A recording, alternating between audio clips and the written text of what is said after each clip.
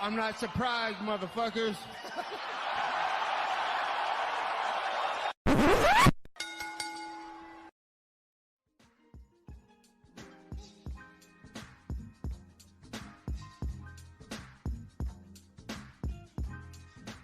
What is up, ladies and gentlemen? Welcome back to the Courtside Soundoff podcast. Once again, I'm Josh Evanoff. I was by the one and only man of the hour, too sweet to be sour. It's Angel Ortega. We got a lot of stuff to talk about this week. UFC 305 going down this Saturday in Australia. We also got a bunch of news. A UFC card allegedly happened last week. No proof of it actually happening. If it happens, nobody talks about it. Did it really happen? I don't think so. All right.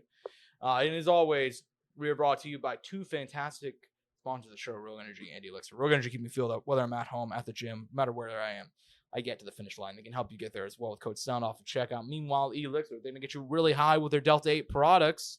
You can enjoy them with code Soundoff at checkout. All caps, once again, code Soundoff at checkout. Angel, brother, I got to be honest with you. On fight night, I did not watch even a little bit of this event. Normally, I did watch some of it. Normally, I check in and I'll see a couple fights. You know what I mean?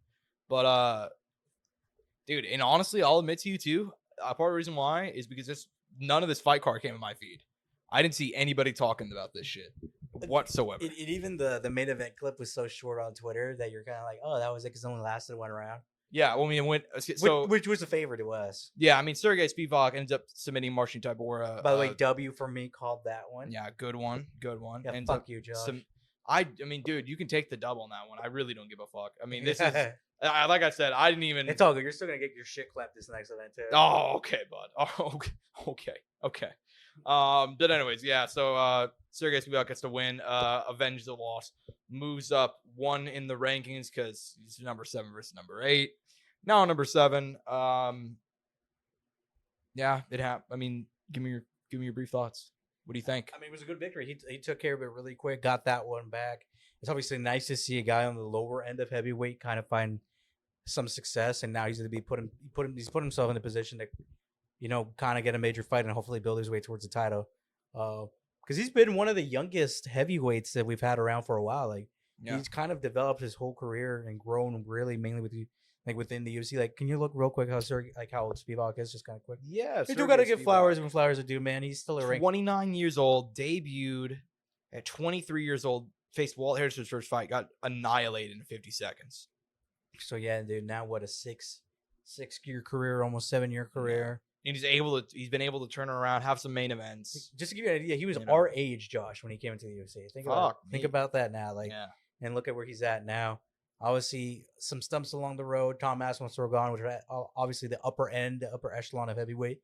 So he's gonna have to fight through that kind of caliber of guy to see if he can, reach that next level. And he's beating Derek Lewis now, but I'm sure that was during the Derek Lewis kind of like downtrend. Yeah, Augusta Sakai has been on the down end.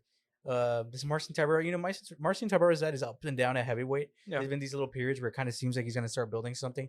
But then he runs into like a younger guy maybe who is kind of a contender level and has like some like higher echelon potential at heavyweight. Yeah. And it happened here again. Yeah. But another performance of the night for for Spivak. And this is a good one. I don't know if we'll see him fighting it this year. Spivak's always been a guy that I had a lot of hope in, so it's kind of nice to see this. It was a feel-good moment despite the card being weak. Yeah. You could still appreciate at least that for him. Yeah. I mean, look. I mean, I've never had any beef with any one of these guys. They're both gatekeepers, to put it mildly. But I will say, obviously, Spivak, like you said, very young still, 29 years old, and improving. And improving. I'll give him full credit. This is a fight that he literally lost just 4 years ago. Lost pretty cleanly. Decision loss to Tybura, and his only loss in the UFC, Walt Harris, who at that time was a killer. Tybura, who is a great gatekeeper. Tom Aspinall and Cyril Gane. I mean, that's not a bad resume, guys, to lose to. Has he always been the most impressive? Not exactly, but if you look at his last 4 wins, all finishes. Greg Hardy, come on, who isn't finishing Greg Hardy these days? But Augusto Sakai, Derek Lewis. Like I said, he's a baby heavyweight. Yeah. 29 years old, big guy. Look, if he can come through and put on a run, good for him. I mean, let me be clear here. Like, I don't have anything against any of the fighters on this card. I just think this card was constructed very poorly which is why nobody, including me, And to top it off, the co-main event, one of the guys missed weight. yeah, and also not even a competitive fight. I really thought this fight was going to be a banger on paper. Instead, There were some moments where there were some exchanges, but a lot of clinching had to chip him out of his skull. Yeah. Not what I expected. Domination, though. 30-25, 30-25, 30-26 across the board for the young Chepe Masvidal defeating Damon Jackson. Close to getting the finish there at the end of round 3 too. Yeah, I mean, he Damon Jackson's been a guy similar to, funnily enough, Tybor, who's in the main event, a gatekeeper of sorts. Granted, not ranked, but sort of an unranked gatekeeper. I'd say he's always been somewhere around, like, if you had to put a ranking on him, 20th in the division. You know what I mean? Somewhere around there, 19th, 20th. And Chepe Masvidal just ran through him. So good win for him there. And the card did have good performances. Let me be clear. I mean, Chris Gutierrez picking up a win. Like to see him back in the win. Granted, though, short notice opponent, guy who should have been fighting against their series. And honestly, pretty disappointed with how El Guapo kind of handled that one. Pretty young guy too. Yeah, I thought he should have handled that one a lot better though. Honestly, El Guapo, Chris Gutierrez, but I mean 29-28 is still a win. Unexpected banger of the night. Gianna Santos, Chelsea Chandler. This one came out of nowhere for me. I mean, I will say of all the people who on this card, I did not think they were the ones going to do it. Look, I'll say this: Chelsea Chandler is not good, but she comes to swing and bang, brother. Now, sometimes that leads to her Julian Lane, let me bang, bro. Yeah, that turns into her turning halfway around across the cage and running away. That's a tactical retreat, Josh. Come on. Yeah, you know what? You got me. It's actually. Have you told me what that John Jones that is in do your in lifetime you have not done the tactical retreat once in a while? Bro, in real life or hey, in game? Angel, I black out or I tap or I before I tap out, Angel. All right, buddy. What a guy. Hey, you know what? When I'm in the streets, it doesn't matter if it's 1-on-1, 2-on-1, or 5-on-1. They're all gonna need 9-1. I didn't know I was in the pod with a great chill Pete Sutton, dude. They got the greatest arms, the best charms, and the one who's gonna do a lot of harm. All right.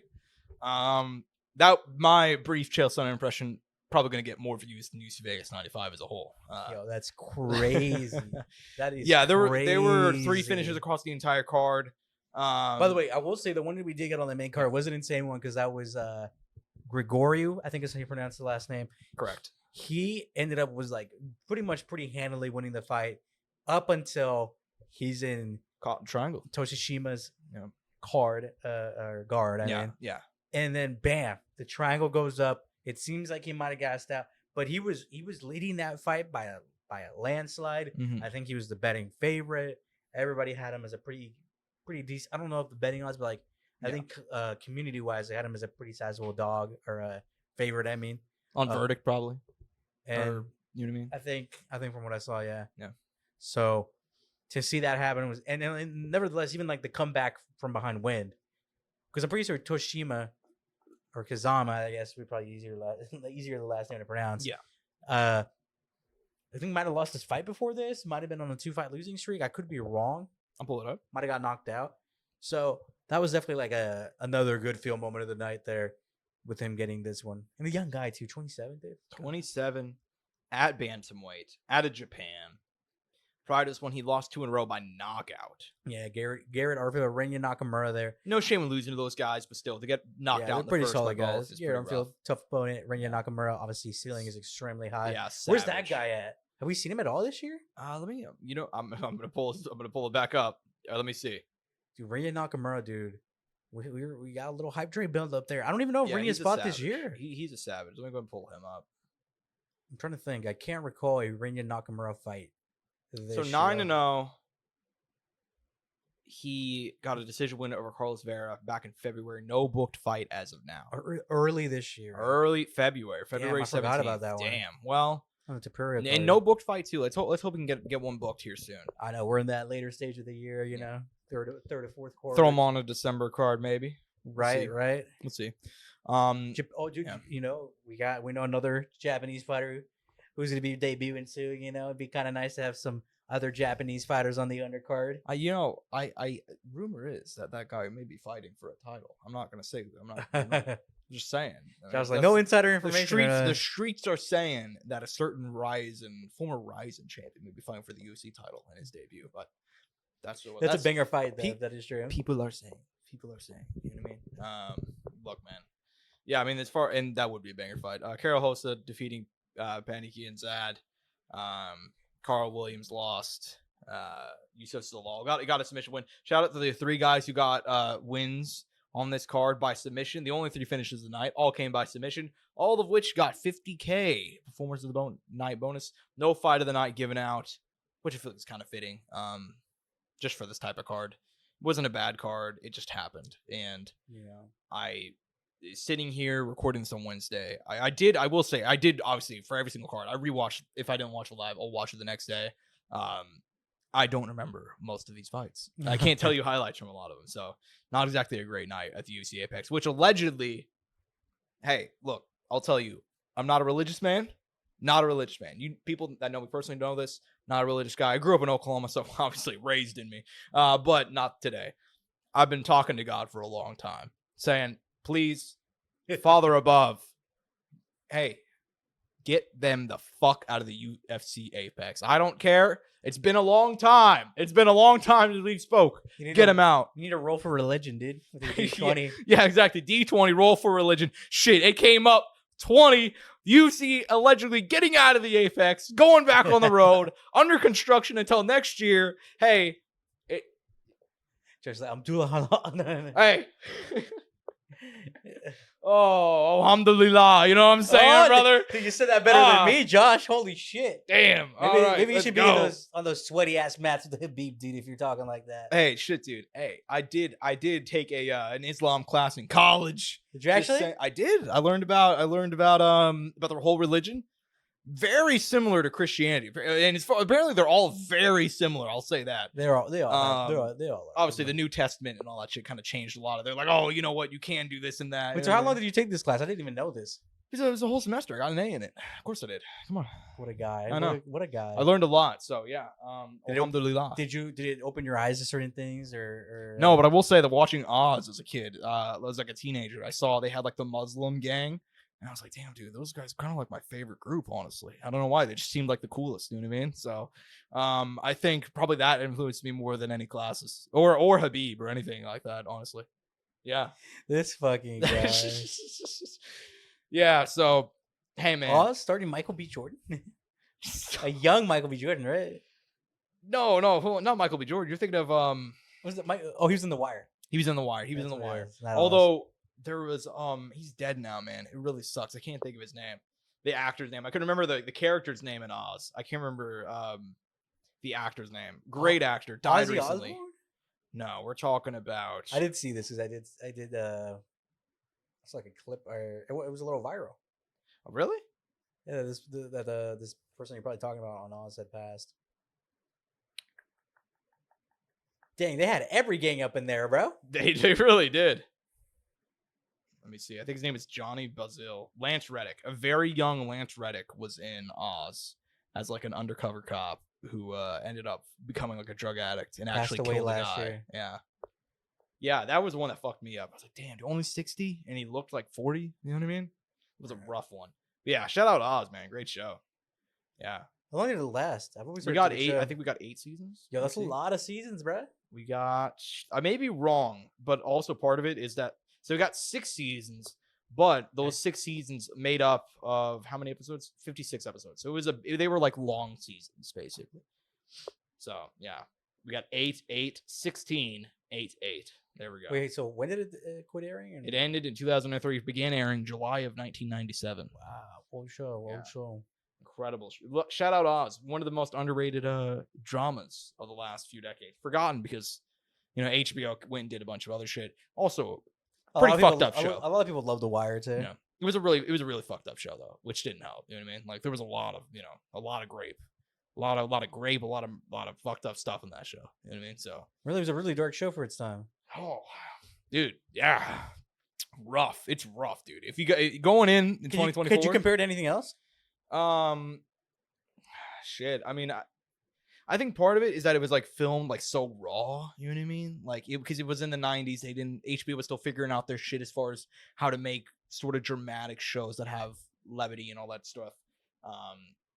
I don't think there's anything I could really compare it to off the top of my head because it's like, you have shows like Prison Break, but like there's fun in Prison Break. There's like there's moments where like some funny shit happens. But Prison Break is pretty dark too, though. It's definitely pretty dark. There's dark characters. But there's like moments where like, okay. I mean, one of the characters is literally an inbred pedophile. dude. Okay, so I'm just gonna break this down for you because let's be honest here, guys. You can skip forward in the pod if you want. UFC Vegas 95. That's all we have to say about it, and we're only 14 minutes in. I only get about 20 before we end up moving to the next card. So I'm just gonna be honest with you guys. We're just filling time.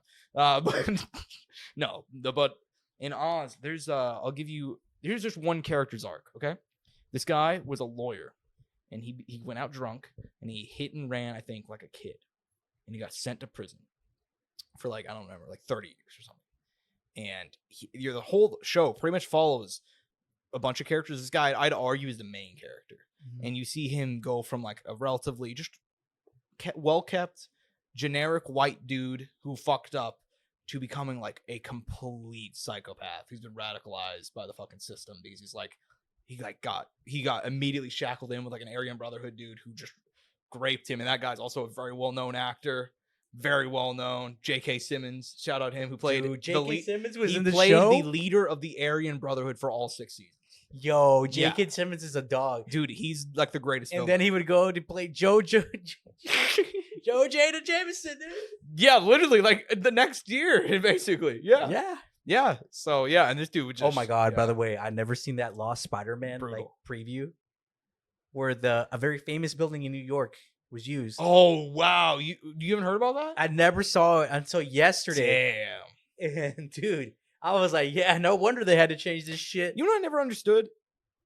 Whenever that thing happened, which by the way, I'm not gonna get into it, but whenever that thing happened in New York, I don't want to get flagged for. I'm being really vague. You guys get what I'm talking about. We're sure we can say the date comfortably, right? September 11th. After September 11th, I found it really weird how like they kind of scrubbed the Twin Towers as if they did something wrong. You know what I mean? Like from like media, like in shit. If there's like a video game or a movie that was like around that time, they all scrubbed and took out the Twin Towers, and it's like, well, in Spider-Man, dude. Like, well, there you go. Literally in their ad, it was like they treated him like the UC treated like fucking Francis Ngannou. Like, I don't know. I don't know if it was purely promo or it was supposed to be originally in the movie.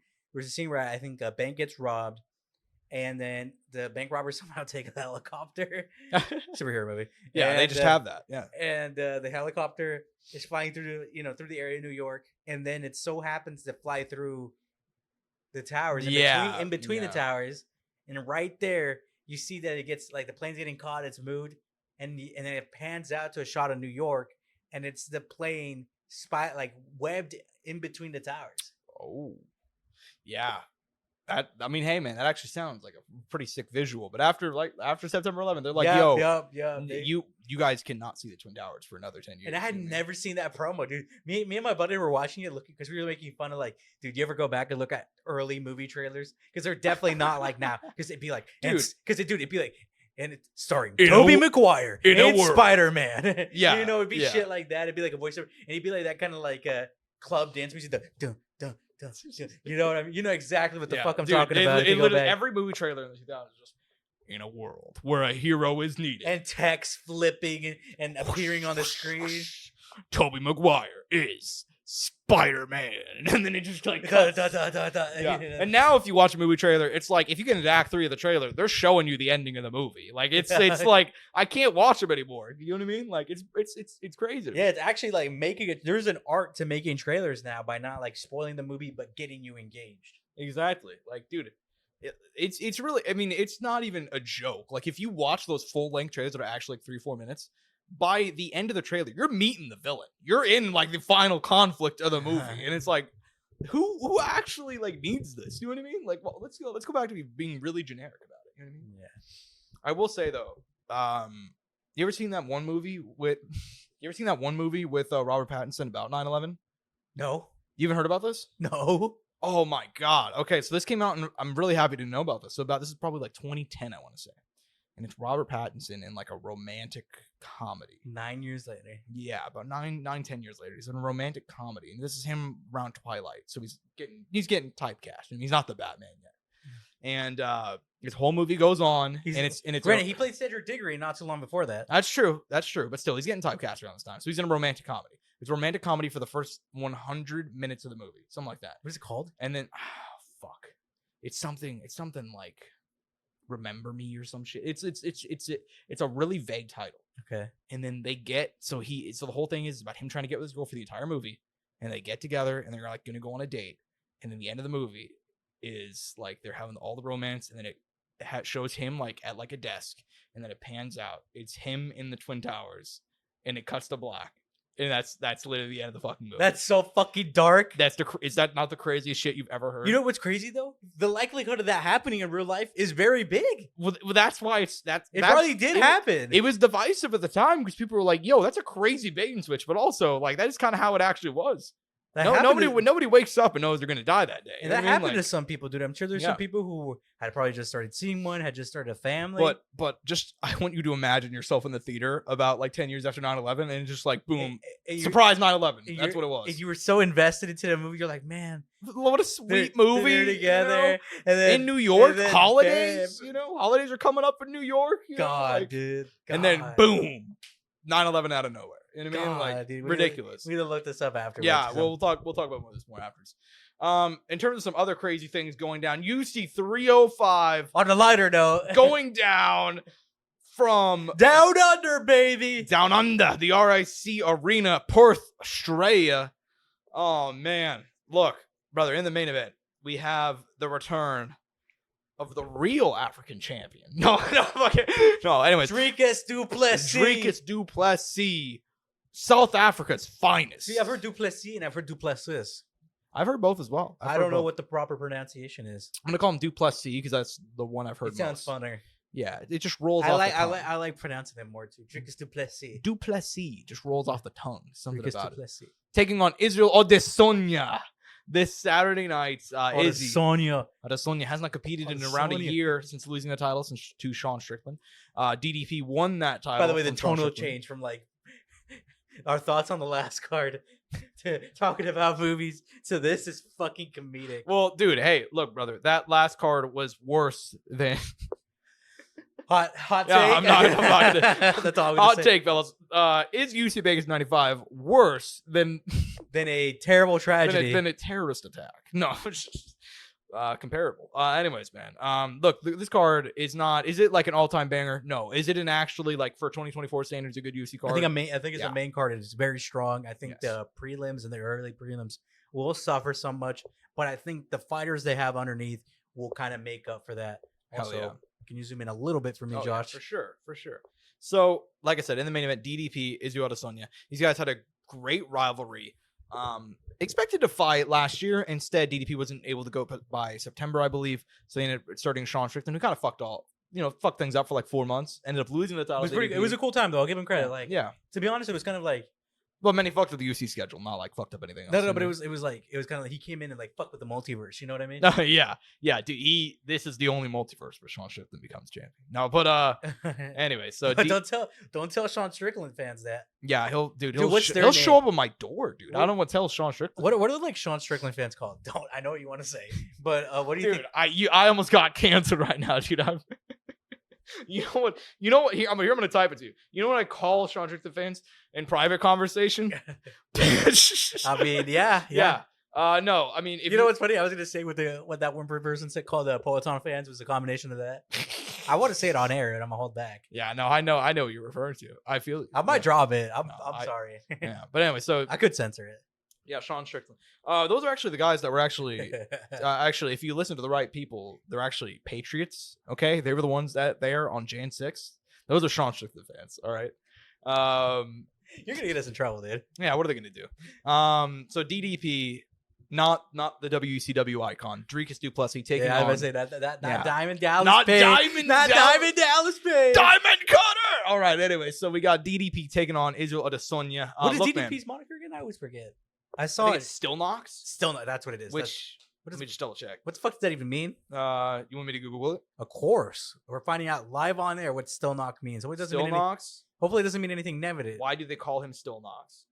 Okay. All right. Let's see. I wonder if it's because of clever nod to his knockout prowess. Coined by his brother, the name is derived from the drug Still Knox, known as Ambien in the United States, symbolizing du Plessis' ability to put his opponents to sleep. Yo, that's very... Shout out Marca.com. That is very specific. Holy fuck. Yeah, man. My nickname is NyQuil because Yeah, dude, I'm fucking Klonopin, dude, and Xanax. Hey, you know what? It works, though. At least he didn't call himself Ambien. Yeah, they call me morphine because I'm going to put you to sleep. Oh! Yeah. Just you ready, bro, because I'm Benadryl. Nah, dude, they call me Nitrous because he's like Kanye loves me. You know, fucking. Anyways, They call me Lexapro.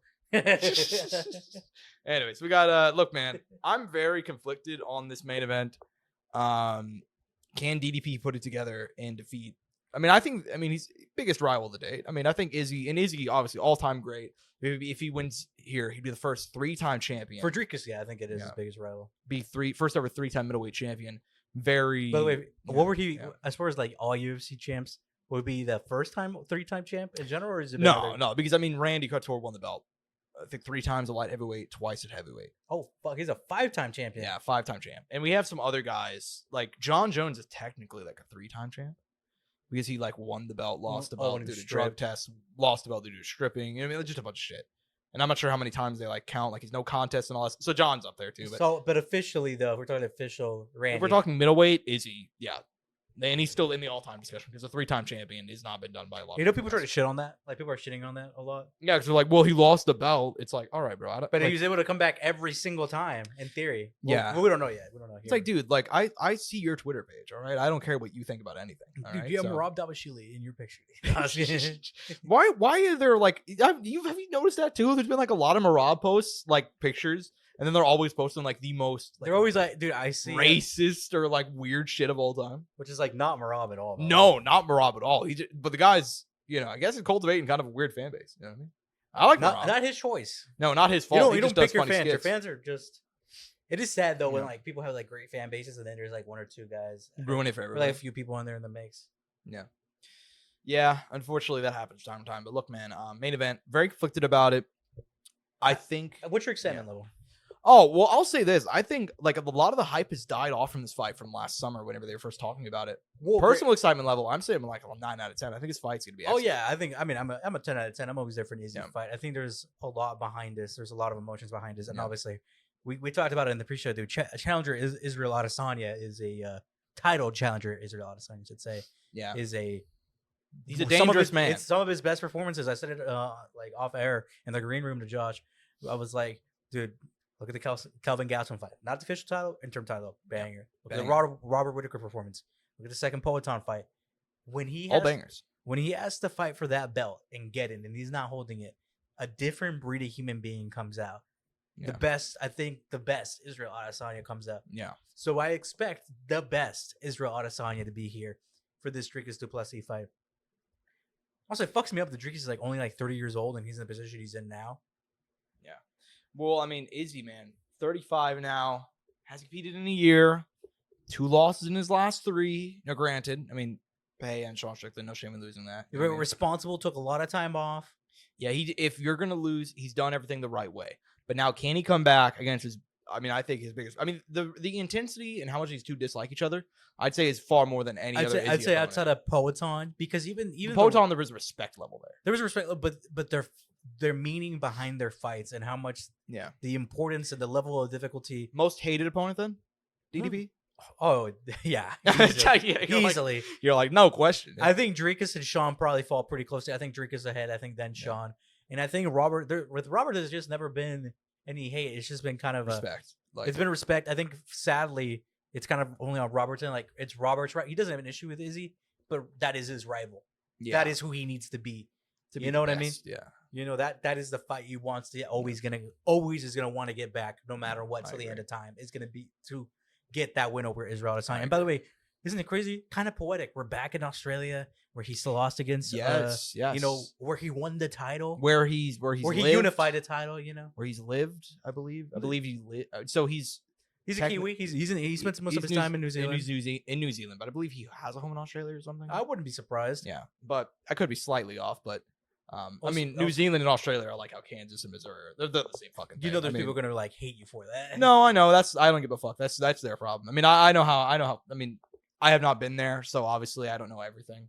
I don't know the exact culture differences. But kind of the setup, like this story, kind of leading here, and kind of knowing that when if Izzy is to win, the fight that's gonna happen next is the fight that he needs to get back, which is the strong Sean Strickland one.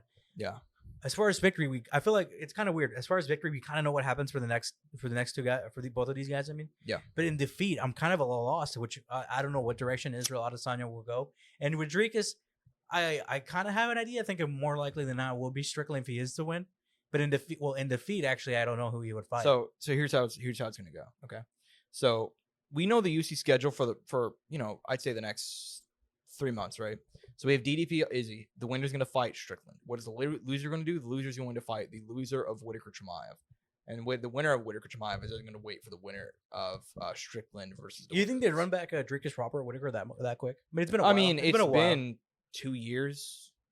I mean, not 2 years. It's been about a year and a half now. And I think by the time they fight, it'd probably be 2 years. And Whitaker, hypothetically, if you knock out Islam El-Sakirov, you beat Paulo Costa, and then you beat Khamzat Chimaev.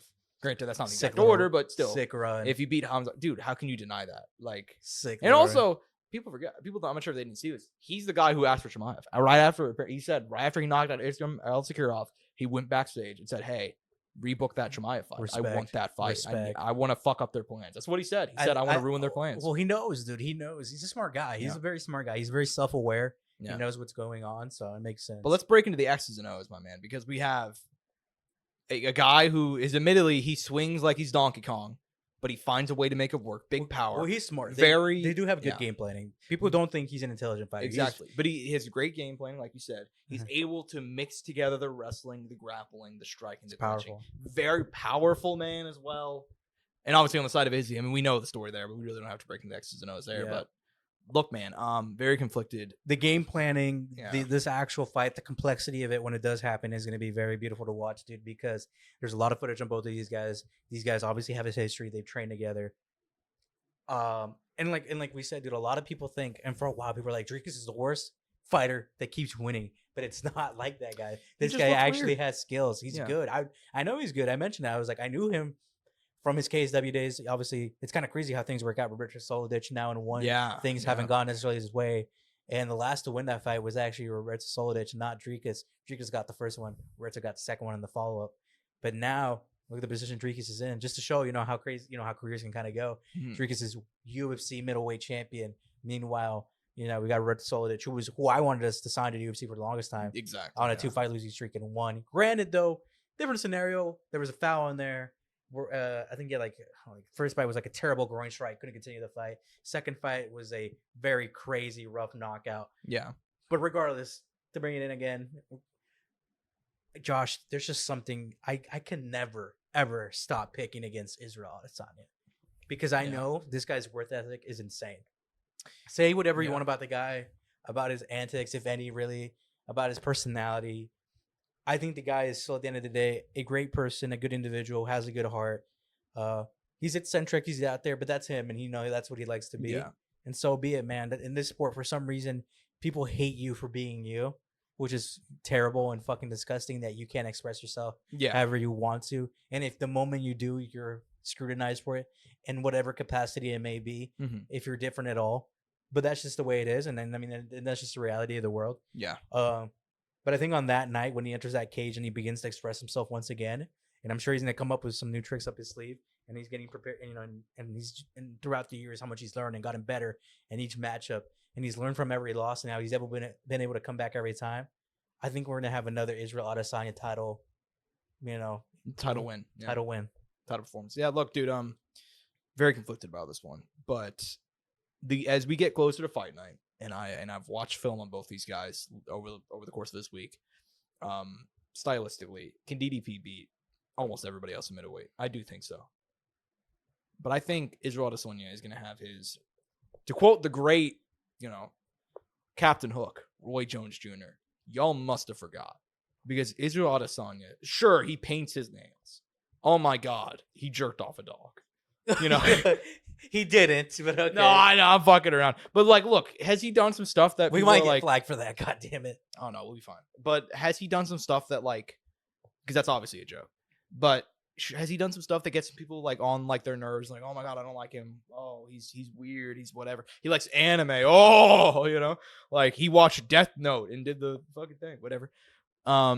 As a fighter, he might be the greatest middleweight of all time, and he's number 1 or number 2, man, and that's the tough reality for a lot of people. He's one of the greatest fighters to have ever walked this earth as a kickboxer or mixed martial artist. You look at the accomplishments, you look at the resume, all of that is true. And even if he loses on Saturday, that will still be true. Yeah, I mean, his career could end today. Yeah, and he's easily at least number 1, at worst number 2. Worst, yeah, exactly. At worst number 2. And stylistically, I think he's gonna go out there and I think he's gonna outpoint him. I think he's gonna be able to walk forward. He's gonna. I think DDP's gonna be surprised. I got a little hot take, man. I feel like there's kind of like the way everybody else thinks they expect them to go. It's either gonna be like pretty close matchup, chest match, go to distance, finish. If it is a finish, it's late. But dude, I have a weird feeling this might be an early blowout by Israel Adesanya. I kind of want to call it. I don't know why. First or second round, crazy finish. I don't know why. I got some odd feeling about it. I know I could be completely wrong about that. This is just a bold prediction out of me. Nevertheless, though, here's the thing for me. Here's the thing for me. I think can DDP take down Izzy? Maybe. Will he be able to have some success? Big moments? Yes. Here's the biggest thing. Izzy was not able to deal with Sean Strickland's defensive prowess. The shoulder roll, everything, he just couldn't get it going, especially after it got rocked early. He just didn't see the right hand coming. I don't think DDP is either...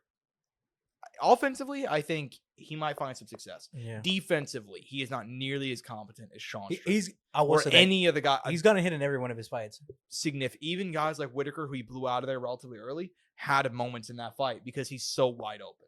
And I think even whenever he swings, he's very wide open. He's very wild. Can that have success against certain guys? Yes. But I'm calling it a head kick. Israel Adesanya is not that guy, man. He's gonna open up on you if you're leaving yourself open. And I think that's what's going to happen here. And I would not be surprised, like you said, to see an early blowout win. I'm calling it a head kick from the left. Fuck it. Wow. I like that. I called one of the last fights. I forgot which one it was. I called a submission for someone. Wow. Who was it? I think it was on the last pay-per-view. I could be wrong. I know what you're referring to. I just can't remember the exact. I can't remember off the top of my head. But I'm gonna go an Izzy. You remember? I called Patty Pimlet submission. Yeah, you're right. I'm gonna call a head kick from the left out of Izzy on this one. I'm gonna go. Whenever Carlos Condit knocked down GSP, he did like a 1-2 and like feign 1-2 and then went like right high kick.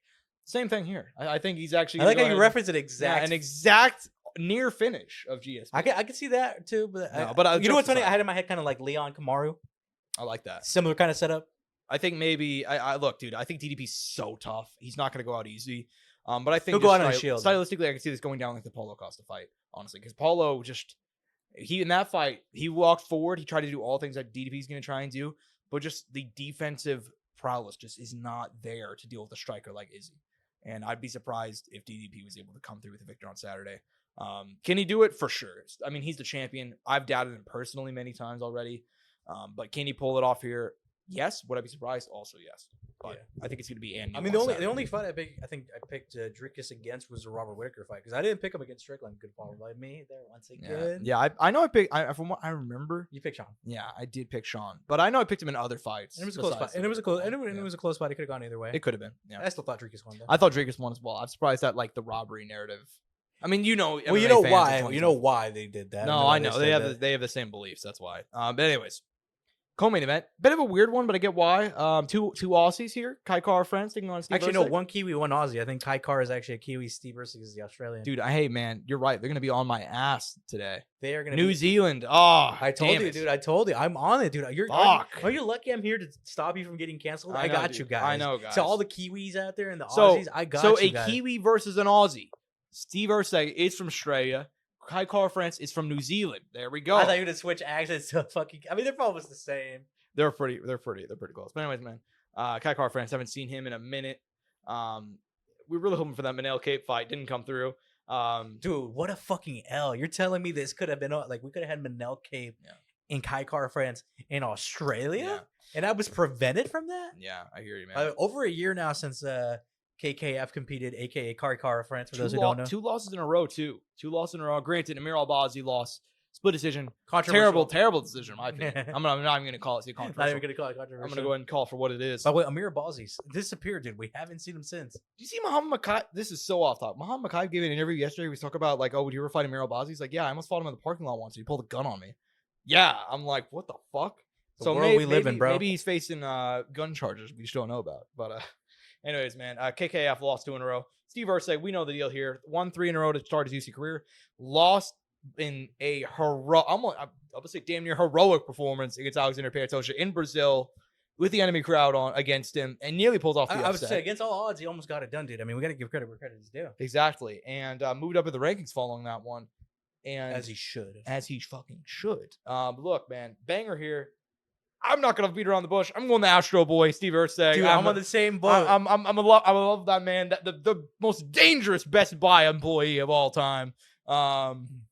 Anyways, yeah. I mean, I like the guy, man. I like the guy a lot. Best very paper fun guy. salesman ever, too. Honestly, dude, he's a very fun guy. Very entertaining in the cage. Outside of the cage, he's still a funny guy. Very witty guy. Also, I like how he gets it. How he knows, like, I hate to say it, I don't want to like cast people a certain way, but he knows he doesn't necessarily like. You wouldn't assume he's a fighter kind of. Yeah, well, like I said, he looks like he works at Best Buy. Like he like honestly. But this guy could kick your fucking ass. Yeah, he can. He has hands, brother. He does. He has hands, brother. And I would not. I'm on the same boat. I'm gonna go Erceg. Don't get me wrong though. KKF can absolutely win. He could definitely win this fight because even in the Brandon Moreno fight, he's running a lot of success. But then the body kick came in.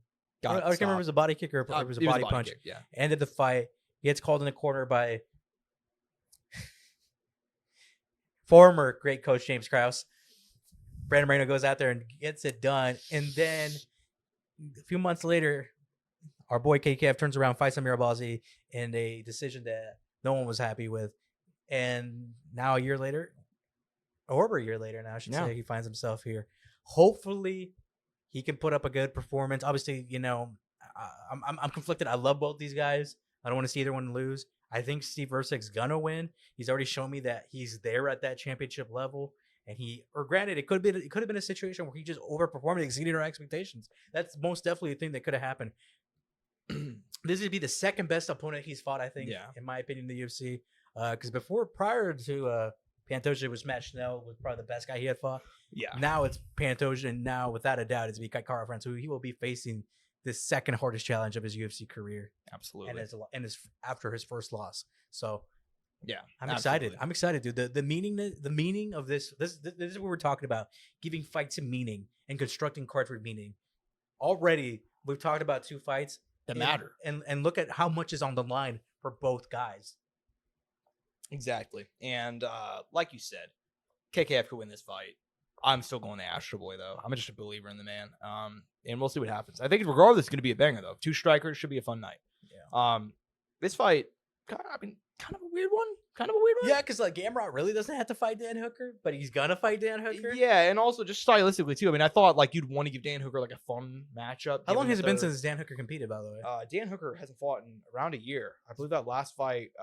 Dude, multiple people who are going to be competing on this card. Win over Jalen Turner last July, UFC not 290. Prior to that, he knocked out Claudio Paleles as well. So a 2-fight winning streak. Ranked number 11. One fight a year, though, recently has going to be in the MO, and it's probably be his one fight this year. Taking on number 5 ranked. He's a big opportunity to shoot up in the rankings against Mateus Gamrot, a guy that, since joining UFC, has just been an absolute fucking savage. He lost his debut to Guram Kudaladzé. Since then, damn near flawless. He does have a loss to Beneil Dariush there. Did I think he lost to Arman Tsarukyan? I thought but he did too. Outside of that, heading into this one, 3 wins in a row. Jalen Turner, Rafael Fiziev, and the ancient Rafael dos Anjos. Although RDA had some moments in that fight. Yeah. Look, man, I'm not gonna be around the bush here. I think our boy Gamrot gonna go out there and he's a fun guy. Yeah, I think he's gonna be on Hooker. Why like are the glue. Polish people always so fun, dude? I don't know. I think he's gonna be on Dan Hooker like glue and probably not eke out. Probably just suffocate him. Do it. Granted, I'm curious to see we're gonna see Dan Hooker with all the new tattoos. I know they might give him a big boost. They might give him a +10 hit modifier. You know, or chin. Yeah, there you go. So. And look, man, Gamrot can absolutely get caught here. I mean, he got people. I don't know how much people remember that RDA fight. He got tagged, nearly finished early. Jalen Turner was another one too. Yeah, exactly. So he's very hittable. I think he's had trouble with guys who were taller, pretty lengthy. Yeah. So, and Dan Hooker could go out there and absolutely. That's what I'm saying. Like he could go out there and absolutely catch him. Yeah, 100%. I would not be surprised. Fighting with a crowd on his side too. He's probably more motivated. This is a very important fight for him because if he wins this fight, he's right up there in the top 5. Puts himself in position to get a pretty major fight and probably 1-2 fights away from a rematch. For a title, which seemed impossible 2 years ago. Like think about all the struggles for Dan Hooker during the pandemic around that time. he just couldn't stop losing big fights. And he was still fighting and going away for his family for months and months on end because he had to quarantine for like an extremely long amount of time because he's finally turning it around. Big chance in Straya. I don't think he's gonna get the job done, but if he did, could you imagine that fucking story? Dude, it's another amazing moment, dude. I mean, it's this is the meaning of these fucking fights, man. This is the fucking meaning of these fucking fights. But I take it that you're in agreement with me about. Oh, 100%. I got Gamera on this one too. This one's gonna divide some people, I think. Tai Tuivasa, Jairzinho Rozenstruik, two gatekeepers at heavyweight. However, Tai Tuivasa, Bam Bam, man, he's had this before where he struggled and he was able to kind of bounce back. But the thing is, he's been getting knocked out brutally and repeatedly now. 31 years old. He has had 4 losses in a row. Cyril Gane knockout. Sergey Pavlovich knockout, which that Pavlovich one was bad. Volkov submission and was getting outpointed on the feet. On a Ezekiel choke. Easily outpointed in that one too prior to getting stopped. In Australia. In Straya. And then a loss to Marci Tabora. And a fight that's supposed to be a get back for him. They clearly gave him that one in the Apex to get back against a guy who's lower ranked. And he couldn't. Couldn't get back. So now he's facing Jairzinho Rozenstruik. Biggie boy. We know the story here. 36 years old. Still making the push for the title. Alternates wins and losses. Coming off a win over Shamil Gaziev in March where it made him retire on the stool. Granted, the law of Jairzinho Rozenstruik's career, at least post 2020, would suggest it would be a loss. He will win one and he will lose one. He will win one. Just what we saw his record. That's exactly what's happening. I did. I still think he's going to beat Tai Tuivasa. I think he's going to break the streak. You think Ty's going to win, or you think? I think Jairzinho. He won his last fight. Normally he loses after winning one. I think he's going to pull off the win here. I think he's going to hand Tai Tuivasa another knockout loss. I'm conflicted, man, because I think it'll be a battle of who's willing to throw. You know? Yeah. For Ty, I mean, I know there hasn't been issues, but I can tell there's been some ever so slight, because I feel like there's times in those losses where I feel like he probably would have thrown more, and he's gone for it. He's been throwing, but he gets caught out in it. And for Jairzinho, he's been measured, he's been careful, but it's also gone against him too. I don't know, but you know something? It's in Australia. I believe in him. I'm going to go Tai Tuivasa. I'm going to split on this one, Josh. It's an important one for him to get back, because if not, it is looking grim and dark for the rest of his UFC career. Yeah, I mean, if there even is one after this. Yeah, exactly. If this would be his 5th in a row, he might get cut if he loses this one. So I think they like him, so they'll hold off. But dude, and especially if it's another knockout, dude. 3 knockouts in his last 5. Dude, you got to rematch him against Harry Hunsucker at that point, bro. You got to just give him a fucking get back. Is Chase Sherman around here still? I mean, because he's been because all the opponents he's been fighting are ranked. Like after this, it might have to be a non-ranked opponent. Like he's gonna have to heavily rebuild. But if he gets this one, dude, be right back in the mix. Will be a W for him. I agree. And he needs this one bad. I don't think he's gonna get it done. Could he pull it off? Absolutely, though. These are both 2 very beatable heavyweights who like to swing and bang and open themselves up a lot. That being said, opening up the main card, banger at welterweight, man. I mean, I've been missing this guy so fucking much. The Leech, Li Jingliang, has not competed since a robbery against Daniel Rodriguez, September, UFC 279. That fight happened on 1 day notice for both guys. Catch weight at 180. Prior to that, he knocked out Muslim Silikov. Very much been an up and down guy since 2020, but whenever the highs have been high, they've been really high. It's been 2 years? It's been 2 years, my man. Yeah. Coming over 2 years. Oh, not over 2 years. It's going to be over 2 years next month, excuse me. Taking on Carlos Prates, who, dude, you're talking about. So he has not fought. This is fucking crazy to think about. He has not fought since September 2022. Okay? In that time, Carlos Prates has got not 1, not 2, not 3, not 4, 5 knockout wins. 2 of which been in the UFC against Charles Radke. Dude, he even beat Charles Oliveira. Yeah, I didn't even bring up that one because that happened right before Li Jingliang. But if he fought like a week earlier, I could have included that one too. So it's not actually that Charles Oliveira. It's the other Charles Oliveira. That's funny as fuck. Dude, I gotta tell you, dude, I've never told this. I thought Charles Oliveira, when I first started watching UFC, I thought Charles Oliveira and Cowboy Oliveira were related for like a year. Dead ass. I don't know why I thought that. Jesus. I'm like, dude, 2 Brazilians, same weight, like 15 pounds of each other. They got to be related, right? They look nothing alike. Nothing alike. One is a great family man. The other one has 22 children. So you could be a great family man and have 22 children. Are you kidding me, Josh? All right. I'm just saying. Well, hey, man, generally speaking, I mean, if we're just looking at the ones that were the high digits, like Nick Cannon, I've heard they're not great. You know what I mean? So you know for a fact Cowboy Oliveira was a teen dad. That's true. Yeah. You know it for a fact. Yeah. He had to have been. Yeah, and a 20 dad, and a dad in his 20s, and dad in his 30s, probably going to be having babies in his 40s, He's dude. going to be pulling a, what's his name? The actor who's just like turned like 80 or 90. He's going to pull De Niro. He's going to pull a De Niro. Well, dude. actually, I'm pretty sure De Niro didn't want the kid. I think it was an accidental one. Al Pacino, I think, wanted another kid. They both had kids like the same year, and they're both like 80. Yeah. Shout out The Irishman. Great fucking Dude, by the movie. time your kids graduate high school, they're going to be fucking dead. Yeah. Or on the Yeah. verge of being gone. I don't like to, I don't like to talk too much about my personal life. I know somebody at work. They're like, oh yeah. I'm like, how old are you? Like, oh, they're like 24. You know, I'm like, we just start talking about family. Like, oh yeah, my dad's like 73, and I'm like, like, how does that happen? You know what I It mean? happens. Like, Well, you know, I didn't know this, but my dad's dad had him at 40. I never knew that. well, 40. I don't think 40's that old. My mom was like But you gotta think about it- 38 when she had it. But you got to think about it though. But by the time my dad's Yeah. graduating high school and all that, my grandpa was 58. Yeah. You know. Yeah, well, that's exactly the situation with me. So I can't really, say too much. Yeah. You know, my mom was like 38. My dad was, so there you go. Wait, anyway, how old was your dad at the time? Well, there's a bit under 5 years of an age gap between them. So, Mm. he was like 33 or whatever. My mom was 38. So Oh, your dad was younger. I didn't even know that. yeah, by about bit under 5 years, something like that. So, just with the dates lining up and all that. But anyways, Carlos Prates is a savage, man. And look, man, I love the Leech. I really wish they gave him almost anybody else for his return. This is a brutal matchup to come back to after 2 years off. And I don't know what the betting odds are on this one, but I'm going to go Carlos Prates, man. I think I'm in the same boat as you. I mean, the guy has looked very impressive. The Leech is 36 now. I don't even know why he's been off, which is kind of worrying to me. I don't know if it's injuries. Had to or have been it's a personal injury. decision. Had to have been injury. Exactly. Because if you're gone for that long, like that's a really bad sign.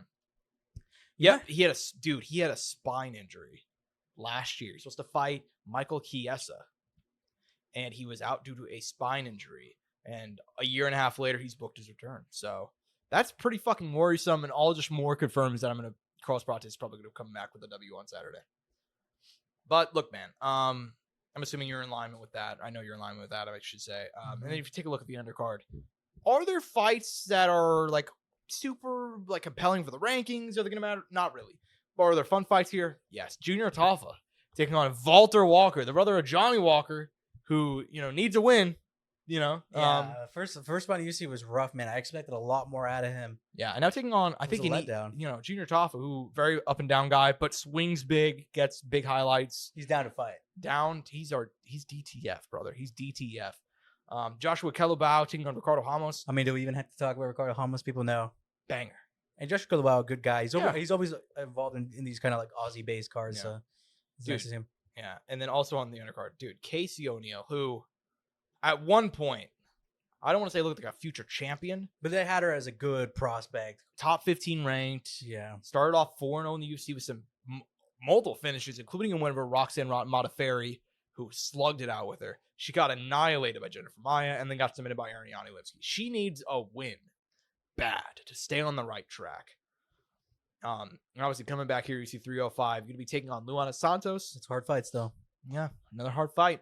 We'll see how it goes. By the way, this is the next matchup. I mean, just based off the last performance from one of these opponents, holy shit. Yeah, Jack Jenkins taking on Herbert Burns. Herbert Burns, the brother of Gilbert Burns, who's lost 3 in a row by knockout. Not exactly. And in his Easy. prior fight, literally had to get carried out because of he was so exhausted Yeah. that great Gilbert Burns had to come into the cage and carry his brother out. I don't like to judge, but I don't understand how he still has a job. You know what I mean? I thought after that they were probably going to let him go. Yeah, that was a rough sight. 3 knockout losses in a row. But they gave him including Jack one Jenkins, so ring, clearly they're, Are you trying to suggest that Jack Jenkins? See, Jack Jenkins is fucking good, dude. Yeah, he's man. He's a good fighter. Out of Australia, because of course he is, dude. Jack Jenkins is the most Australian name of all time. I do that Chepe Maniscal fight, man. Heartbroken that it ended the way it did, but I was so excited for it. Kind of a letdown. So I'm kind of happy they're giving him this one and kind of get back in the mix. Yeah. And you kind of, and plus that, you kind of know what Herbert Burns is going to do. I mean, this one's pretty Yeah. obvious how it could potentially go. Yeah. But we'll see what happens, man. Tom Nolan taking on Alex Reyes at lightweight. Brother Dom Reyes, right? Brother of Dom Reyes, correct? Who he came in. He's the guy that fought Mike Perry and got like knocked out within like a minute with just like the most devastating. I want to say it was like a knee or an elbow. And I think Mike Perry danced on him. It's a whole thing. And then he didn't Damn. fight for 6 years, came back, lost his fight. Now he's back again. Who's down there? I see the Song King. It's kind of hard for me. Yeah, let me zoom in. Son Keenan taking on Ricky Glenn. Should be fun. I like both those guys. And then Stuart Nicole taking on Jesus Santos Aguilar. So at flyweight. So fun night of fights. A little weak on the start of the card, but it builds up. It gets you once you get to the prelims. You'll get into the meat, some of the meat and potatoes. Yeah. And then you get to the dessert at the end on the main card. Exactly. And that's all we need, man. That's all we need. Happy it's going down UFC 305. ESPN pay-per-view Saturday night. Down under. Really, really looking forward to it. But look, man, that's all we got to preview this week. That's all we got to talk about. So we're going to go ahead and move on to the news. This next thing, dude, it's another week in MMA.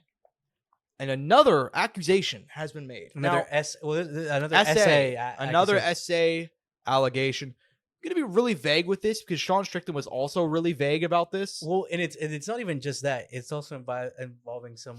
It's being alluded to that the person might have been not an adult. That is correct. So Sean Strickland has accused Tiki Gosen. Now, Tiki Gosen, if you don't know who Tiki Gosen is, Tiki Gosen has been a manager in MMA for the last 20 years or so. Is he that great? I will tell you personally, I think he's one of the worst managers in MMA. I would have told you before this, based on stories that I personally heard. Tiki also fought. You know what's crazy? This is Rampage's guy. Correct. This is Rampage's guy. He also fought in the UFC himself. He once got knocked out by Robbie Lawler brutally. Was not a great fighter. However, he started his own management firm in 2001. He's worked with Bisping, BJ Penn, Rampage, Tito Ortiz, Mayhem Miller, Rico Rodriguez, a lot of older guys. And then also now some of the current people, Dustin Poirier, Aljamain Sterling. He's the guy that told Aljamain to take that fight with Sean O'Malley on about 2.5 months notice. Great call there, bud. And then Chael Sonnen. So as you could see, very reputable. You fought Pat Healy, too. I just saw that. He did. Shout out Pat Healy, man. Shout out Pat Healy. Sean Strickland accused him on Twitter yesterday in a 4-minute video that didn't gain as much traction as I thought it would. Essentially alluding to Tiki Gosen doing something sexual with a minor, saying that, something really bad happened and that he would never work with Tiki ever again. It's kind of weird, though, because especially Sean, who's very out there, very blunt. Yeah. For him to kind of not be... He doesn't want to be sued. Yeah, that's one, but it's still kind of like, if you have this kind of information, Sean, and I know you're a responsible individual and you clearly care about people, like... What's going on, man? What's going on, man? What's going on, brother? Yeah. I feel like putting it out there through, like, Twitter and shit like that. Yeah, well, and he was mad. Even for him, it's kind of like, I hate to say it, kind of weak. He was mad that MMA media wasn't reporting on the story, but, dude, he's being so vague about what actually happened. There's not as much to write about. Not even just so that, now, but also, those accusations, like we've talked about, like just like we talked about the Peloton accusations, which kind of have cleared out. Things kind of seem fine. Exactly. There's really been no response. There's been no response. I don't know if she got hit with legal action because she's not talking about it either. It just faded away. It kind of faded away. So, in the case of Sean, I think he's already said that he's threatened to sue him for discussing this on Twitter. So, which hey, if they're not true, it makes sense, right? Because it's a big allegation. It's a big allegation. That's something you don't, especially alluding that it was something with a minor. Yeah. So. Very, very vague. There's only so much we could say. That's something that you really can't come back from. No, you can't come back. You can't come back from that. You can't come back from kids, dude. Like, come on. And if that's true, that's horrific. Obviously, I don't know what there is to really say about it. It's another week where some bad shit's happening in MMA. Hopefully, we'll have an update soon. This literally broke last night. Yeah. Sean's the one that posted about it around like 7 or 8, somewhere around there. So, not a whole lot of info. Funnily enough, Jason Mayhem Miller actually responded to Sean on Twitter saying that oh, you knew Tiki too? We got a lot to talk about. So what does that mean? I don't know. But Mayhem Miller, shout out Mayhem. And like I said, every time I've heard Rampage mention, because Rampage mentions Tiki quite a bit on his... Correct. And it's never been ever negative from what I know. Yeah. I'll say this, man. Like, I don't have any personal stories. But I just from hearing like little interview tidbits about sort of the negotiation style, he's one of those managers that essentially will just take his cut and let the UFC do whatever they want to. So like there are various managers in MMA. Shout out Ngannou's man, whose name I can't remember right now. Great dude. Holly Holm's manager has been very great as well, but that's because they come from worlds that are outside of MMA. A lot of the MMA media, like managers, or former fighters or trainers or something, and like they'll just they want their paycheck. They had a discipline. Yeah, they want their paycheck, and that's mainly it. And that'd be my main complaint with Tiki. But as far as the shit goes of the allegations, for legal reasons, I don't want to say a whole lot. You know what I mean? Because it's like, dude, if he's already We don't threatening know. to sue people, We don't know. we're saying allegations very clearly, guys. So Tiki, I mean, hey, brother, you got more lawyers than I do, man. So let's not, But yeah, we'll see what happens with this, man. He was Sean Strickland, normally who does not mince words, very vague. So That's what I'm saying. That's what kind of uncomfortable. threw Which you could, off. like you're saying, it could also be because he knows, like, if he says something, he could get in trouble. Yeah, and it threw me off though. It threw me for a loop. I'm like, man, Sean Strickland, who normally, But if anybody out there in these gyms or in the community who's ever, if you do know Yeah. something, I mean, yeah, on the positive end and on the negative end, yeah, you should come out. forward, come forward. You And know. and the unfortunate thing too is this is something that's so prevalent in MMA culture. I think it's the worst part that's never really discussed. A lot of these coaches and fighters prey on younger women, and they're fucking freaks. I'm gonna go ahead and just say it. They're fucking freaks. I'm talking exactly about Aspen Ladd's coach who started training her, and he's about 20 years older than her. I'm talking about Pat Barry. He's a fucking creep who met Rose Namajunas when she was 14, and Sean Strickland's talk about that. I have no problem saying this stuff because I think it's really terrible that these people are allowed in our Then sport. you're putting allowed the to names run- out there. Well, it's terrible that they're allowed to run in circles that we have and not. These are the same people too. Like, let's not go and beat around the bush. All of these are fighters are Republicans. They talk about how bad pedophiles are all the time. But like, brother, like they not like us. They're in your gym. Like, what do you mean? Like, come on, man. So, and this stuff happens all the time. The Shevchenko sisters. Dude, do you know how old Antoniva's fucking husband is? He's like 60 and knew Dang. them whenever they were children. I'm not talking like 14. I'm talking like 8. And it's like, dude, we need Vitaly ZDTV to go out there and start I mean, catching these he's guys. maybe not the best example because like that guy has a fucking rap sheet too and beats the shit out of women. But let's get Chris Hansen on it. But he's Why not a pedo. That's true. That's He's true. catching the pedos now. Yeah. Well, I mean, I'm not sure how much of that is actually real. I think You know there's what I mean? some there are and aren't. Yeah, it's one of those things too. It's like you gotta. It's like WWE. I mean, some of it's real. Some of the hits are real, but Oh you yeah, know. no, without a doubt, without a doubt. No, but I'm just messing around. But yeah, man, MMA has a really terrible culture problem with literal, pedos and people who prey on young women. So shout out Sean Strickland if this is true for coming forward, and maybe we'll see what happens. Because if this is true, even a fraction of this is true, it'd be fucking terrible. So there we go. Look, man, we have a pair of fight announcements. Actually, it's actually a trio of fight announcements. Actually, I only have 2 on here, but another fight actually got announced yesterday. Oh, you talking about AJ McKee? AJ McKee, yes. PFL Saudi Arabia, October 19th, pay-per-view. Francis the Predator Ngannou back for the first time since his loss to AJ back in in March, also in Saudi Arabia, taking on Renan Ferreira, who knocked out Ryan Bader back in February. He is also the PFL reigning tournament champion, 6'8", Problema, 6'8", 261 pounds. Guy's a fucking giant. The only man to ever make Ngannou look small in the main event. In the co-main event, which I gotta be honest with you, I might even be more excited for. Chris Cyborg taking on Larissa Pacheco. We know the story with both these ladies. Cyborg's one of the GOATs. Pacheco on her road to becoming a GOAT. Hasn't lost in years. Seemingly knocking out every single poor woman that's had the unfortunate, time to step in the cage with her. He's had the audacity to share the cage. The only person to defeat Kayla Harrison.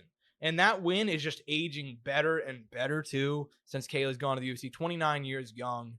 Larissa Pacheco. Man, I love this fight, brother. I love this fight. I love both these fights. What do you make of these PFL fight announcements? Also, AJ McKee going to be fighting on the undercard against, man. Kyle Lundgren? I forget. Oh, man. Yeah. Paul Hughes, excuse me. Paul Hughes. Taking on Paul Hughes. And also Cedric Duambe versus Anthony Pettis, also expected for this I card. hate to say it. It's a stacked card. Yes, it is. Actually, I don't hate to say it. I love to say it. I love PFL, to say it. you've outdone yourself. Yeah. Good fucking job. This is a good. I mean, I hate to say it. Out of all the PFL pay-per-views they've done, because it's going to be a pay-per-view. Yeah. If there's one that I'd say is probably close to worth your money, it might be this one. Andrew, I'm already telling you. We might buy this one. Just to show some support. That's what I was thinking too. Yeah. I kind of been thinking about getting it just to support these people. man. Reward good fights. You know what I mean? And these are not even good fights. These are excellent. They're excellent fights. The top yes. 3 fights that are announced right now, obviously, Duambe, Pettis has not been announced. That's just expected for it because they were in the cage of the Bellator event. And they're not done. Like there's still Yeah. more to be added, right? Yeah, they've only got three fights set, and the 3 fights that are set are just excellent, dude. So it's really hard to find an issue with it. So yeah, man, October 19th, Saudi Arabia, just 2 months away, man. Think about it, just about 2 months. I mean, we're recording this on August 14th. I'm sure they'll throw some other Bellator guys, like Bellator specific base guys, because the PFL guys are kind of wrapped up right now. They're getting to the final stages of their tournament. I expect Ryan Bader to be on here. I expect You know who I think they need to throw on this is Patchy Mix. I expect Patchy Mix I think just got booked. Oh, he did. I Oh yeah, believe you're so. right. Yeah, I think so- you're right. Yeah, so he's not gonna be on here. But still they have a lot of guys to put on here, man. And I think Corey Anderson, that'd be another fun one to see back. this is something that I forgot to mention. Corey Anderson versus this is an insight. This is breaking news. Okay. I don't know if this is actually gonna happen. I heard about a month ago Corey Anderson, Yoel Romero targeted for this card as well. So that's another fight to look forward to. I forget Yoel is still around, dude. 46 years old, 3-fight winning streak though. So Beat Thiago Santos. Thiago Santos beat. Actually, I think he lost the fight before that, but he beat Melvin Manhoff and he beat somebody else in between there. So, yeah, man, It's not over till it's over. Yeah, man. He wants to fight for a title. Yeah, he's like, I want my title. Dude, he's gonna be 50 fighting for. He's on that Randy Couture shit. Yeah, he's bro. on that Randy Couture. He's on that Randy Couture. Exactly. How old was Randy when? What was the oldest age Randy is? 40. So I want to say, so he won the title at 45 when he beat Tim Sylvia. I want to say he was 46 when he lost because he defeated Gabriel Gonzaga. Can we do an afterward. age check on Yoel Romero real quick? I don't think. I believe he's 46. Really? I think so. For some reason, I think Yoel's closer to 43 or 44. You're gonna be wrong, brother. 47-year-old. Oh my god, soldier of God. dude! Yoel I Romero. love this guy. I love this guy, Dude, this guy didn't even start fighting in MMA until he was already in his 30s. Well, let me tell you this hypothetically too. By the way, even if he does win this next fight, he kind of builds a win streak. He probably won't be fighting for a title until he's 48 or 49 years old, with knowing how long fights take to make something. Corey Anderson's the Bellator World Heavyweight Champion. Oh, Did you forget? Shit. Yeah, it's not. Oh, it's shit. It's not our boy. Oh Yeah, shit. yeah. It's Oh my not, God, It's not I didn't- Nemkov. You thought it was still Nemkov. Do you know what The Rock is cooking? I'm trying to do the Rock mic hold. Yeah, man. Dude, yeah, this is dude. it. This is a shot. 47 years old. This would be record. If this gets made, I don't know if it's going to be made. It's record breaking. Yeah, I don't know if it's going to be historic. made. This is just what I heard about a month ago. So take that for what it's worth. And I think Yoel even said personally that he might be added to that Saudi Arabia card. So we'll see. If it ends up being a title shot, I don't know. But Dude, that's if what I they heard. drop that, I can't. I was going to say it. You're like, I'm definitely buying it. But that was. I was just gonna take. I was gonna take an that concept. I was gonna say, but if they drop this, it's to be big. You know what I was gonna say, right? Yeah, no, I got Actually, fuck. If they drop this as a bomb, it's gonna be. You know what I always think about? I always think about whenever John Anik was calling Calvin Cater's like knockout. I think of Jeremy Stevens. He's like, he just landed a Boston bomb, and I'm like, yo, John, man, it's only been 5 years, brother. What are you doing? Like the Boston bomb out of Calvin Cater. No, I'm in disbelief. So anyway, Jeremy Stevens out on the ground, stiff, unable to move. Someone get medical attention. he's not waking up. It is a marathon out there. Oh fuck, Dude, we might have to. where's Mark Wahlberg? Like, where is he when you need him? We need to make a clip out of John Anik saying that. Oh, Knowing man. TikTok, though, it'll probably get taken down. They probably will, yeah. But that other video I showed you didn't get taken down. Yeah, right. If you know, you know. You know. Anyways, man, love this PFL card. I actually love it. I have no complaints. I've shit on a lot that they've done this year. But they've done some things a little right. They've kind of built their PFL They're X card was. figuring it out. They're figuring it out, and This is one of them right here. yeah, this is it. If this card does not do well, I'll be like, damn, dude, what more do they have to do? Like, you know what I mean? Like, I will say, in their perfect world, they kind of want Ngannou to win. oh no, yeah, dude. Because if Ngannou wins, then you can have him fight anybody. Exactly. You If can he have- loses, it is looking dark. It's looking very dark if Ngannou loses. But at the same time, you can also be like, For hey, him and for the Renan PFL. Ferreira is. But I mean, we've already seen Renan Ferreira lose multiple times in the PFL, so it's like, Yeah, we've seen him lose before. He's Yeah. immortal. I think Ngannou will. But win, granted, though, he's kind of some wins. he's coming together. on. It's kind of He's coming. he on, could be yeah. peaking. This could be his prime right now. you know? Exactly. And if he wins here, it's off to the races. But we'll see. This is a quick one. We have to give a quick shout out to friend of the show, Felony Charles Bennett. Charles Bennett has lost 22 fights in a row. If you're counting MMA, boxing, bare knuckle, all of it, he has not won a fight in years. The last fight he actually won was in Ryzen. Remember that time he knocked out Vanderlei Silva's boy? Was that guy? It that was his that last guy. win? He knocked out Vanderlei Silva's boy, hopped on the ropes, said words I can't repeat here, and said that he'd knock out Vanderlei too. Since Candy then, Lay. Candy Lay has not won since then. Over the weekend at Island Fights, which I think is actually owned by shout out Roy Jones Jr., who I mentioned earlier, in Pensacola. Charles Bennett picking up a win over Justin Howard. Second round submission. Island Fights 84 out of Pensacola. The streak. Finally. Angel, the streak is over. The He's dynasty back. has been cemented. The He's curse back. has been lifted. Do you smell what The Rock is cooking? You know what I'm saying? Felony Charles go. Bennett has green once again in his record.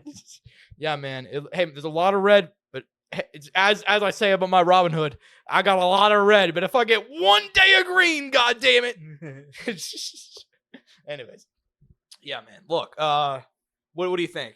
Tony Ferguson next, God. and the winner of that fights Nick Diaz. We're ending losing streaks around here on the Courtside Soundoff The better podcast. question is: would Felony Charles Bennett and Tony Ferguson actually be a good fight? Weirdly enough, dude, this is if I had what's ending in a finish probably. Exactly. If I had money to like just start an Freak MMA show company, fights. This is some pride shit. this dude. is some pride. This is some pride shit. I'm doing it on the Cherokee Reservation out in Oklahoma. All right, I'm already getting the land. you got and also you got to honor your roots. I do got to honor the roots.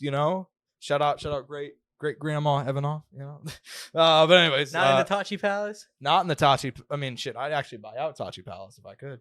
That'd be your UFC apex. Dude, exactly. You know what? We'd have people in attendance. Oh, crazy. Yo, that is wild. So, anyways, yeah, Charles Bennett taking on that would be a fight. We're gonna have Bigfoot Silva against. Oh God, you're a monster. Oh man, who's he against me? Fuck it, I'll Chase let him Sherman. have him get a win. No, Chase would beat the shit out of him. There's no doubt about it for me. There's not even a doubt in my mind. But yeah, look, Charles Bennett, Tony Ferguson next. Book it. Shut up, PFL. Come on, do one. Throw us a bone. Do you think we could legally get away with like BJ Penn versus Bigfoot? No, but we could do BJ Penn against Nick Diaz the rematch, and then one of those guys will get a win. Yeah. And then you just keep on matching up the guys who are losing. If Tony loses against Charles Bennett, you match up him against the loser of. We might have James Krause on the undercard too. James Krause versus Tony. James Krause against that cop who arrested him. Probably. Actually, I don't think he ever got arrested. I think he was just investigated by the FBI. Fine, we'll have him fight some guy from the FBI. How about that? Does that work? Sure. That works for me. Probably lose. He probably The would. FBI guy. Well, shit. I don't know. It depends. They got to check James Krause's MGM right before the event and see what happened. And he's been on the FBI guy, first round submission. Anyways, yeah, man. Shout out Felony Charles Bennett, also known as Crazy Horse. He doesn't like to go by Crazy Horse anymore. Heartbreaking. I know, right? Heartbreaking. He once said that before his fights, the only way he trains is by beating off. I remember seeing that. No. I believe it. Yeah. He also says that if he'll fight anybody. He'll fight men. He'll fight women. He'll fight blank people. People that are Children. He'll fight children. He'll fight anybody. So Charles If you Bennett, hit me, I'm hitting you. yeah, we'll see what happens in his next fight. Anyways, man, last bit of news. That was fun. This one's just not as fun.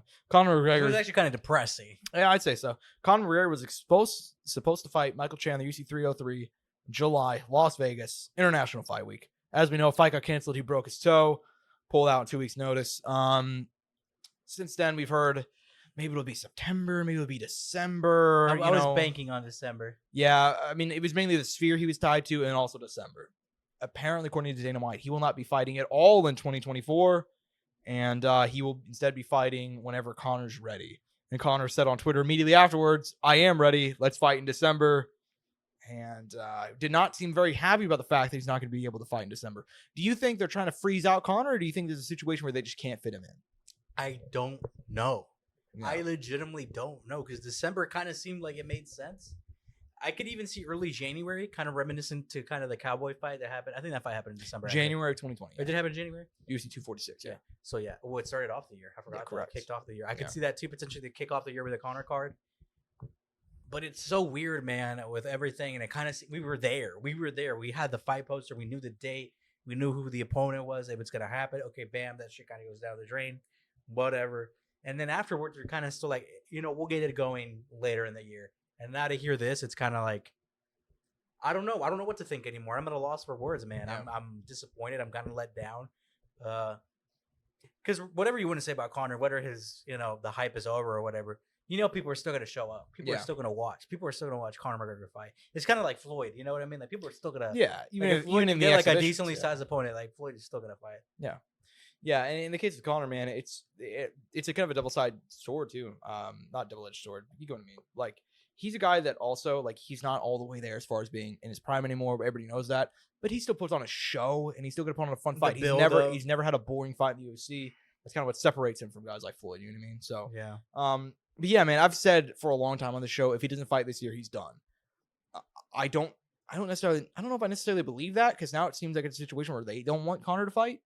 And that seemed like it was a big tug of war for most of this year. And then they finally booked July. Conor wanted to fight UFC 300 in April. They didn't do it. And there were a bunch of other dates that he wanted to do. They didn't do it. They finally gave him 303. And then he fucked up. He pulled out. And they're like, all right, Conor, you're going to sit down for a minute, man. You only got 2 fights left. You don't want to sign a new deal?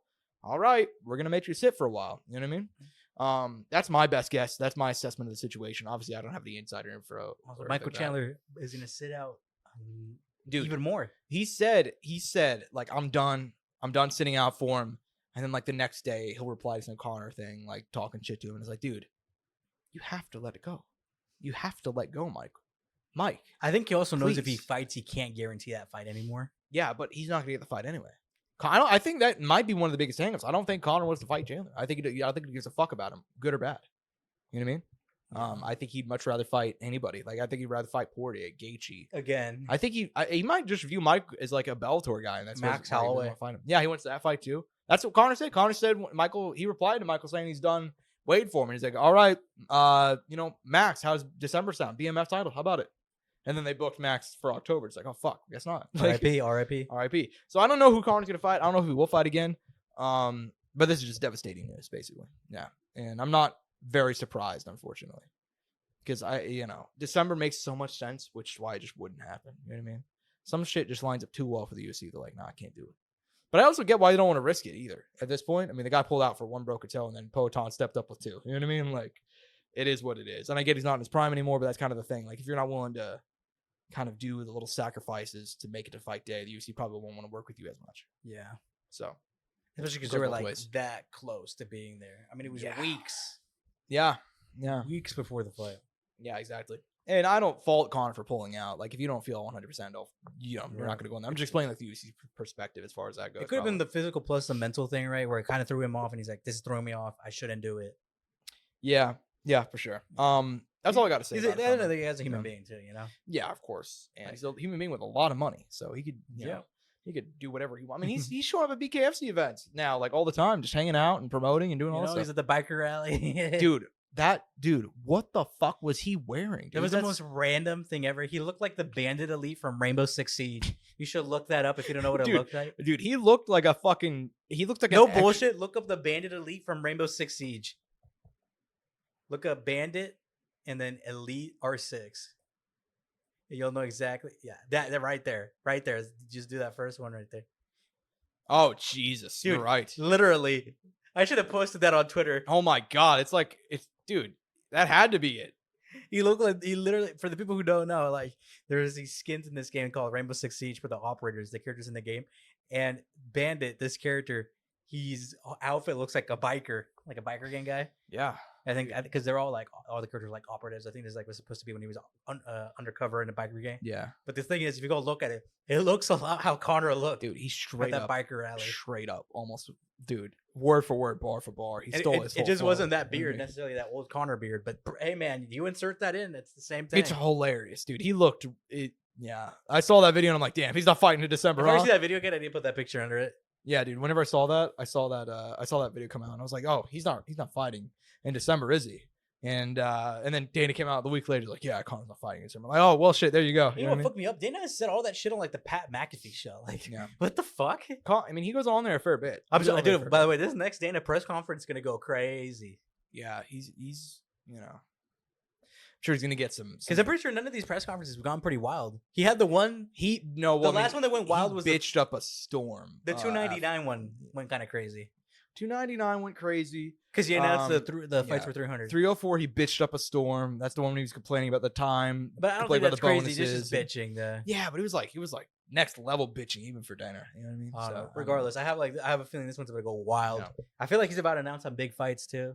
I hope so. I think he's gonna make Jones Stipe official. This He weekend. needs to. I mean, we already Yeah. saw a picture. Stipe posted a picture of his physique Yeah, he's got that Fedor physique. right now. Yeah. Anyways, man, anything else we talk about before we go and bounce out of here? No, man. I think that's it. Obviously, I'm excited to come back and recap the pay per view. I'm not even sure what next week is. Is that a Ketanir Correct. Cannonier Imavov. Imamov? Is that what it? Yep. Or Allen? Oh, no, Or not is it- Imavov. or- Excuse me. Oh my God, I'm trying to think. Now I'm forgetting. it's a Brazilian dude. I don't know why I can't think of his name right now. Oh, Kyle Borrelli. Kyle That's what it is. Borralho. Yeah, not Jared Imavov. Cannonier. Excuse me. He fought Imavov before this. And the Excuse me. co-main that is Angela Hill, Tabitha Ricci. yeah. So it's a pretty good. It's a decent card. Actually, that's not bad for a Apex An card. I'm Apex pretty card, sure. Yeah, It's a pretty good main card. yeah. Anyways, Pretty minimal fights on there. yeah, we'll talk about that. We'll recap. Recaps are always so much fun. Hope you guys enjoyed the show. I'm at Josh Evanoff. He's at Angel Taker _01 at Courtside Sound for all things relating to the show. Hope you guys enjoyed this one. Peace. We're out.